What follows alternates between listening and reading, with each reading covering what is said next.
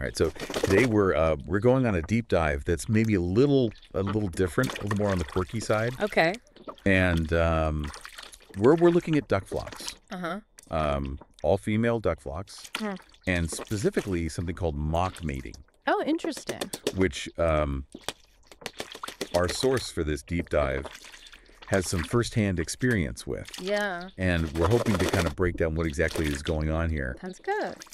So first of all, when I first read about this, I was like, wait a minute, Yeah. mock mating? What is that? I mean, is it what it sounds like? So yeah, it's visually similar to mating, but it's not actually reproduction. Right. It's sometimes called pseudo-copulation. And yeah, it's a social behavior. Okay. There are deeper implications than just Right. So that's kind of what caught my attention, because I was like, Yeah.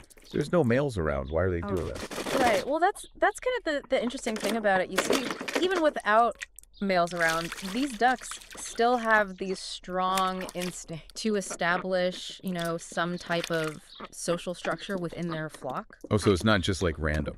It's not just On random. the chaos. Yeah. Yeah, it's not chaos at all. It's very structured, and mock mating is actually a key part of how they do that.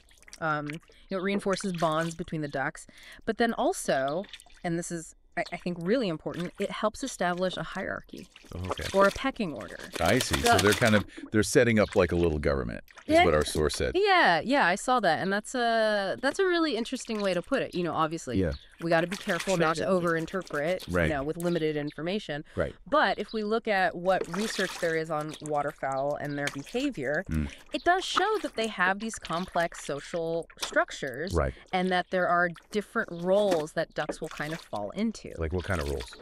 Well, there might be certain ducks that consistently lead the way when they're foraging for food or being, the lookouts, the sentinels, protecting the flock from predators while everybody else is eating. Right.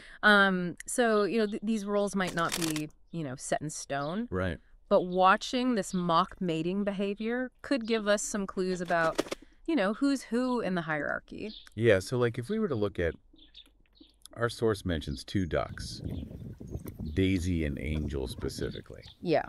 Like if we watch them while they're doing this, could we tell like, oh, that one's kind of the leader? Or Oh, absolutely. I think, think about it. Like, who's the one initiating the behavior, who's yielding? oh, right. By watching for those little details, I think we could figure out who's the more dominant one or who's more submissive. Okay. Maybe Daisy is always the one initiating with Angel, which suggests a certain dynamic Yeah. between them. Uh-huh. Or maybe it flips back and forth Yeah. sometimes, and that tells us that maybe the power structure is more fluid. Yeah. It's not as rigid. And our source mentions, this is a healthy sign, as long as it doesn't become aggressive. Yes, very important point. How would we know the difference?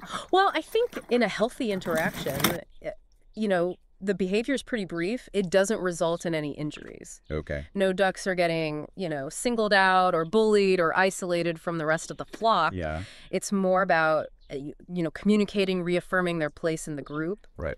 But on the other hand, if you start to see mock mating that's prolonged, Okay. that's resulting in actual injuries, or if it causes ducks to be, shunned or excluded, that could be a sign that something's not right.